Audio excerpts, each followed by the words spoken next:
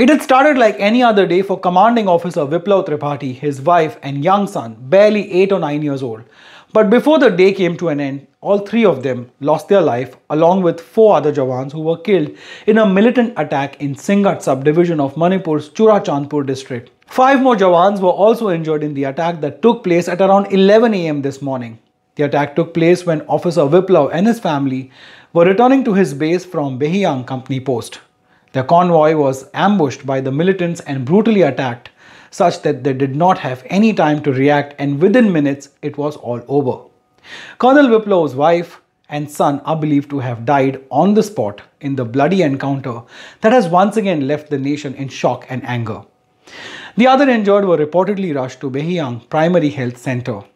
An official statement from the DG Assam Rifles said, "A convoy of Assam Rifles was ambushed by insurgents in Thingat, Manipur today at 1100 hours. 5 soldiers, including Colonel Viplav Tripathi, commanding officer of 46 Assam Rifles, have made the supreme sacrifice in the line of duty." As per some reports, the Manipur-based People Liberation Army or PLA is suspected to be behind this attack, although no group has officially claimed responsibility for the attack until now. As per an FPJ report, the People's Liberation Army was established in September 1978 with an objective to liberate Manipur and demand separation from India.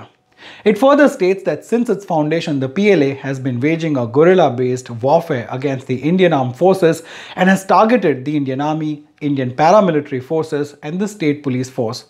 However, during the late 90s, it reportedly declared a unilateral decision not to target the Manipur police.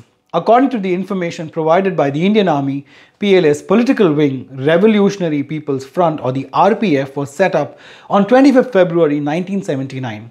Soon after its establishment, the insurgency emerged in a big way and the Manipur government declared the entire valley a disturbed area and imposed the Armed Forces Special Powers Act 1958 on the valley in September 1980. Later, the RPF suffered a major setback soon after its formation when its chief N. Bisheshwar Singh was captured and 7 other leaders were killed by the Indian Army in an operation in Tekcham on July 6, 1981.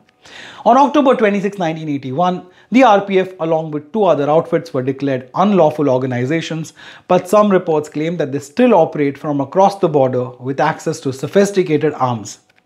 Following the dastardly attack of today, Manipur Chief Minister N. Biren Singh condemned it and said that the state and paramilitary forces are already on the job to track down the militants. The perpetrators will be brought to justice, he said. Even Prime Minister Narendra Modi strongly condemned the attack on the Assam Rifles convoy in Manipur and tweeted, "I pay homage to those soldiers and family members who have been martyred today.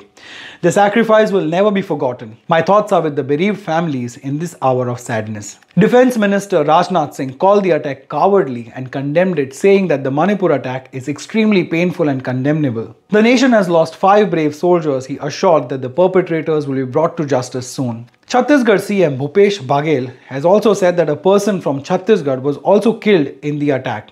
His sacrifice won't go in vain, he said. "I extend my condolences to the family," he was quoted as saying by the ANI. Amidst all of this, Rahul Gandhi lashed out at the Modi government, calling the attack the government's failure to prevent the attack. He was quoted as saying by PTI, "Manipur attack again proves that the Modi government is incapable of protecting the nation," he said. But many are quick to point out that such attacks have taken place during Congress rule as well. But politics aside, such attacks are truly a call for people and politicians to come together to fight a common enemy. As far as the investigations go, 2 villagers, a 35-year-old Lalian Mang and 45-year-old Thang Zamang, were allegedly detained by the Assam Rifles but were later released. Behiyang village is situated near the India-Myanmar border about 122 kilometers away from Imphal. Although the village has a strong network of mercantile families who survive on the Indo-Burma border trade, several others have family members working in the Indian Army, paramilitary forces and a few each in the state and central government services. Due to its strategic importance, the state government has been considering ideas to develop the place as the second trade corridor to Southeast Asian countries after Moreh town in Manipur. What are your thoughts on this disturbing development that snuffed out lives of 5 soldiers, a mother and her child, who had nothing to do with the fatal land conflicts that have been raging on for years on end?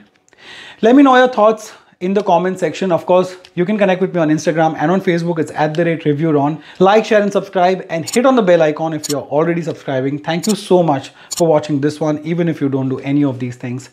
Take care of yourself and those around you. Jai Hind.